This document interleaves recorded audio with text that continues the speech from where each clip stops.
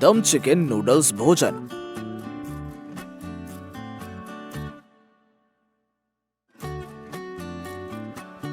अरे श्यामलाल, मैं तो दुकान बढ़ा रहा हूँ, तू रुकेगा या चल रहा है? अरे राधे भैया, रुक कर क्या करूँगा, बाजार तो मंदा चल रहा है, 10 प्लेट की भी बिक्री नहीं होती, मेरा सारा चिकन बर्बाद हो रहा है। बात तो ठीक कर रहा है श्यामलाल, परिवार को चलाना मुश्किल हो रहा है, कुछ ना कुछ तो सोचना ही होगा। अभी तो नई नई शादी हुई है, बाल बच्चे हो गए तो रात भूखी काटती पड़ेगी। अरे क्या सोचे भैया, आजकल के जमाने में तो नई नई चीजें आ गई हैं, सब कुछ नया ही खाना चाहते हैं। मैं तो सोच रहा हूँ क्यों ना हम दोनों मिलकर धंधा करें, मुनाफे में आधा नुकसान में आधा। पर भैया तुम बेचते हो नूडल्स और मैं चिकन, भला हम लोग मिलकर कर भी क्या सकते हैं? अरे अभी तो घर चलते हैं और कल इस मुसीबत का कोई ना कोई हल जरूर निकालेंगे।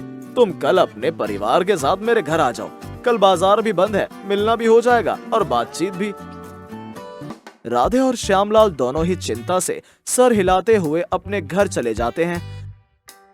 अगले दिन श्यामलाल राधे के घर आता है और सब लोग मिलकर बातचीत करने लगते हैं। राधे की पत्नी गीता और श्यामलाल की पत्नी श्यामा दोनों कहते हैं, श्यामलाल भैया तुमने भी तो ठेला लगाने के लिए उसी महाजन से कर्जा लिया था जिससे मैंने लिया है। हाँ राधे भैया, वो तो ऐसा निकला जिसे हमारे नफा नुकसान से कोई मतलब ही नहीं है। अरे इस मंदी के समय भी ब्याज लेने से नहीं चूकता। अरे क्या बताऊं भैया, बीवी के लिए मुश्किल से गहने बनवाए थे, वो भी ब्याज दे देकर खत्म हो गए। अरे आप जी छोटा करने से कुछ नहीं होगा, कुछ ऐसा करते हैं कि सब लोग देखते रह जाएं। अजी मैं तो हर समय मोबाइल देखती रहती हूँ। मैंने तो देखा है आजकल ना जाने लोग एक चीज बनवावे हैं और हर चीज तो एक के अंदर एक भर दी जावे है और नए से नए व्यंजन तैयार हो जावे हैं। अरे तू बात तो सही कह रही है, मैंने तो खुद भी देखा है, मशरूम से लेकर मुर्गी तक, गोभी से लेकर आलू तक, जो चाहो भरवा लो। अरे यहाँ पर आलू मटर गोभी की बात नहीं हो रही है, भाग्यवान हम लोग तो मुर्गे की और नूडल्स की बात कर रहे हैं। अरे तो भैया इसमें क्या बात है, हम मुर्गे में ही नूडल्स भर देते हैं, ये खाने वाले भी क्या याद रखेंगे। हाँ अरे श्यामा, बात तो पते की है, अगर ऐसा हो सके तो आखिरकार मुर्ग मुसल्लम तो बनाया ही जाता है। लेकिन भैया अगर हमने नूडल्स से भरी मुर्गी बनाई भी तो लोगों को इसके बारे में पता कैसे चलेगा? अगर उनको इसके स्वाद का पता नहीं होगा तो भला वो क्यों खाएंगे? अरे इसमें कौन सी मुश्किल बात है, पूरे शहर में कागज बंटवा देते हैं कि एक स्पेशल मुर्गी मिल रही है, जो भी इसके बेमिसाल स्वाद का मजा लेना चाहता है मैदान में आ जाए, सबको पहली प्लेट मुफ्त मिलेगी। लेकिन गीता भाभी, मुफ्त की क्या जरूरत है? आखिरकार उसमें हमारी इतनी मेहनत और लागत भी लगेगी। अरे बड़े भोले हैं आप लोग, एक बार जब ग्राहक को उसका स्वाद पता चल जाएगा तो फिर वह खरीद कर खाएगा। ये तो मछली को चारा देने की बात है। हाँ। वाह, राधे भाभी जी तो पूरी गृह मंत्री के जैसे सोचे हैं। अजी ऐसी बात ना है, पर तुम तो हमारी तारीफ करे ही ना हो। अरे मुर्गी में नूडल्स भरने का आइडिया तो हमारा ही था। अरे भाभी जी, मैं बता रहा हूँ ना, अगर वो गृह मंत्री है तो आप रक्षा मंत्री हैं, और अगर योजना कामयाब हो गई और व्यापार चल पड़ा तो वित्त मंत्री हम दोनों बनेंगे। सभी मिलकर हंसने लगते हैं। अरे भैया, अब तो बड़ा डर लग रहा है, हमारी मुर्गी तो सबसे अलग और स्पेशल बननी चाहिए। आखिर इसे स्पेशल बनाने के लिए क्या किया जाए? पर इसके लिए और लागत लगेगी। लागत लगाने के लिए पहले पैसे चाहिए, ये महाजन तो पैसे देने वाला नहीं है। अब तो केवल घर ही बचा है, उसी को गिरवी रखना पड़ेगा। मेरे पास तो केवल एक विशाल मुर्गी बची है, मैंने लोगों से छुपा कर रखा हुआ है, जाने कैसे क्या खाकर कम से कम 3 फुट बड़ी है और वजन है 10 किलो। अरे श्यामलाल भैया, क्या बात कर रहे हो? मेरे दिमाग में बहुत बढ़िया आइडिया आ रहा है, अब तो तुम्हारी मुर्गी इसी काम में लाई जाएगी। अरे राधे, मुर्गी बहुत बड़ी है, न जाने क्या सोचेंगे, और फिर इसमें कम से कम 10 किलो नूडल्स भर जाएंगे, इतनी मोटी है। मैंने सब सोच लिया है, मैं 10 किलो नूडल्स तैयार करती हूँ, जिनमें उबले हुए अंडे, मेवा और नूडल्स सब होंगे। लेकिन भैया, इतनी बड़ी मुर्गी को पकाएंगे कैसे? बिना काटे ना पक पाएगी। अरे इसकी तो चिंता ही मत करो, हम मुर्गी को बांस के तंदूर में पकाएंगे। चल गीता, आंगन में तंदूर की तैयारी करें। श्यामलाल अपनी पत्नी के साथ मिलकर मुर्गी को तैयार कर देता है और चारों तरफ मसाले लगा देता है।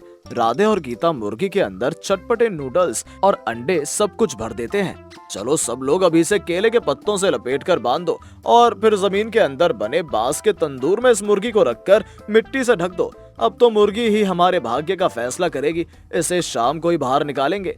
शाम को मिट्टी खोदकर केले के पत्ते में बंधी हुई विशाल मुर्गी को बाहर निकालकर मैदान ले जाते हैं। लोग इतनी विशालकाय मुर्गी को केले के पत्तों में से निकालते हुए देखकर शोर मचाने लगते हैं और चारों तरफ इकट्ठे हो जाते हैं। राधे और श्यामलाल सभी को एक एक प्लेट मुर्गी बांटने लगते हैं। अरे वाह वाह, क्या नूडल्स, मजा आ गया। मुर्गी के अंदर नूडल, अरे क्या स्वाद है, जमीन की खुशबू, आय मजा आ गया भैया। अरे ये तो सुपर डुपर है। देखते ही देखते सारी मुर्गी बिक जाती हैं। उन्हें मुर्गी के बहुत से ऑर्डर मिल जाते हैं। देखते ही देखते उनका व्यापार चल निकलता है। ऐसे नहीं चलेगा जी गृह मंत्री और रक्षा मंत्री, दोनों को सोने की चेन देनी पड़ेगी। हाँ हाँ जी बिल्कुल सही कहा।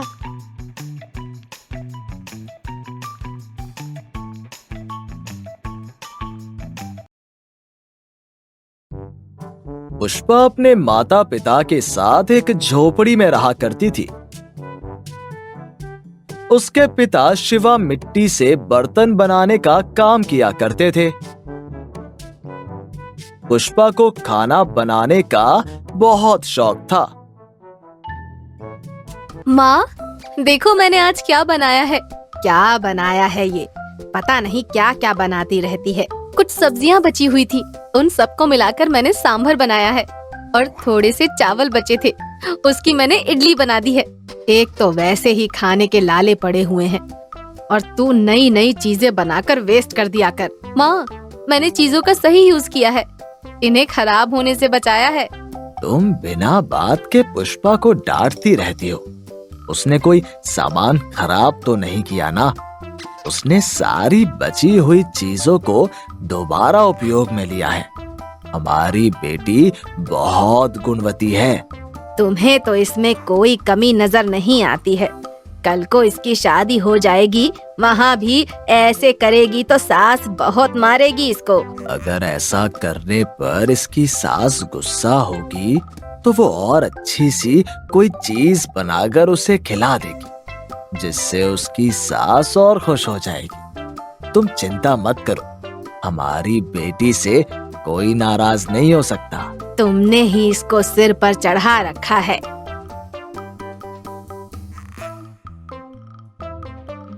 पुष्पा इसी तरह से नई नई चीजें बनाया करती थी, जिससे उसके पापा बहुत खुश होते थे।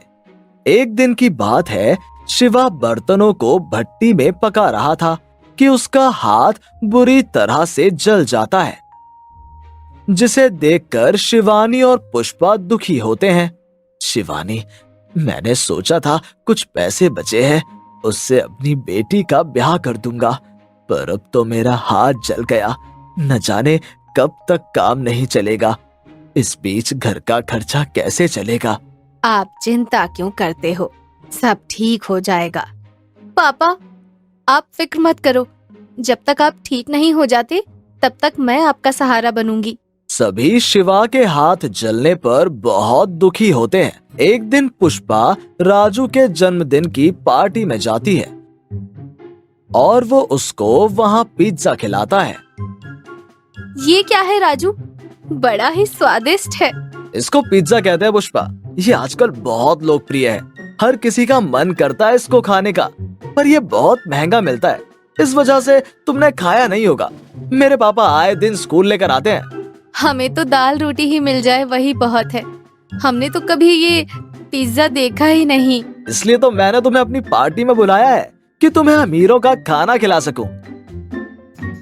पुष्पा एक बार यूं ही बैठकर पिज्जा के बारे में सोच रही थी और उसे बनाने की ठान लेती है।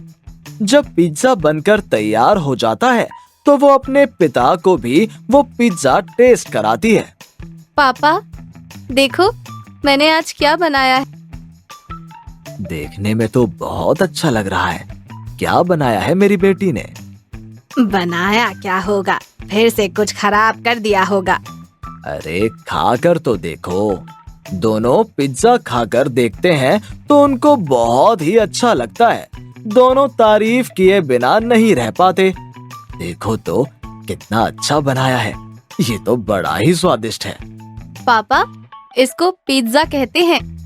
अब ये पिज्जा कहाँ से सीख आई तू? माँ, कल जब मैं राजू की बर्थडे पार्टी में गई थी, वहाँ खाया था। अच्छा लगा तो बनाने का सोचा। अब मैं इसे बाजार में बेचूंगी और आपका हाथ बटाऊंगी। जुग जुग जियो मेरी बच्ची, अब तू ही हमारा सहारा है।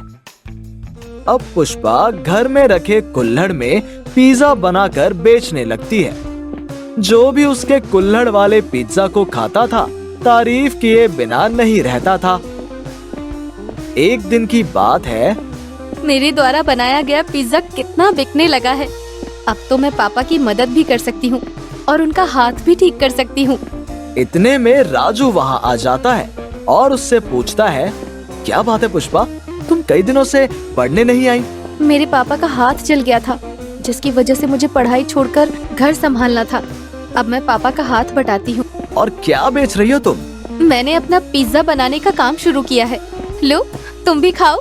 हाँ हाँ, क्यों नहीं, मुझे तो पिज्जा बहुत पसंद है। राजू पिज्जा खाता है और उसकी तारीफ किए बिना नहीं रह पाता और कहता है, पुष्पा, क्या तुम एक पिज्जा मेरे पापा के लिए पैक कर सकती हो? मैं उन्हें खिलाऊंगा। हाँ हाँ, क्यों नहीं, ये लो। राजू अपने पापा को पिज्जा खिलाता है। उन्हें वो पिज्जा इतना अच्छा लगता है कि वो अपने होटल में पुष्पा को नौकरी दे देते हैं। पापा, देखो, मुझे एक होटल में नौकरी मिल गई है।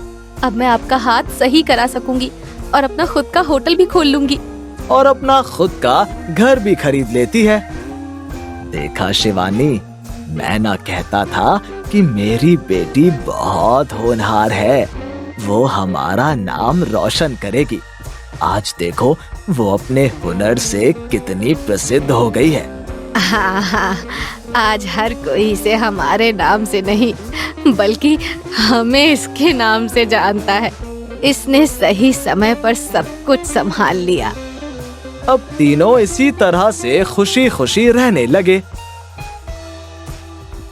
पुष्पा अपने कुल्हड़ वाले पिज्जा से इतनी प्रसिद्ध हो जाती है कि अब वो अपना खुद का व्यापार शुरू करती है और शिवा उसके लिए कुल्हड़ बनाता था।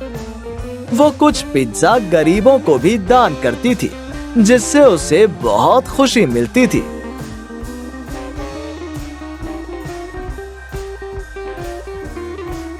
हेलो दोस्तों, कैसे हैं आप सब? हमारी कहानियां देखने के लिए हमारे चैनल को सब्सक्राइब कीजिए और हाँ, बेल आइकॉन पर क्लिक करना मत भूलिएगा।